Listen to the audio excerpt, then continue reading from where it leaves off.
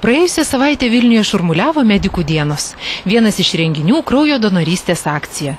Kraujo davusiems studentams įteikta ekologiškų jogurtų Dobilas.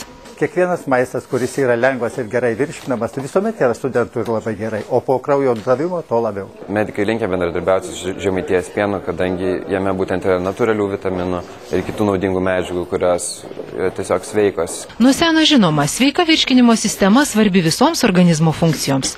Ekologiški produktai Dobilas pagaminti iš neužterštoje aplinkoje sveikos, laisvai besiganančios karvės natūralaus pieno.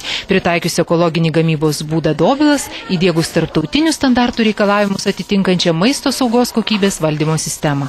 Naudojami lengvai įsisavinami pieno baltymai ir naudingos organizmui ir augo kultūros. Ekologiški jogurtai Dobilas pagardinti vaisiais ir uogomis užaugintomis ekologiškuose ūkiuose, todėl produkte dar gausiau natūralių mineralų ir vitaminų, įvairių skonių, braškių, miško uogų. Nuo šiol parduotuvėse rasite naujos pakuotės Dobilo ekologiškų jogurtų. Dobilas sveikai mąstantiems.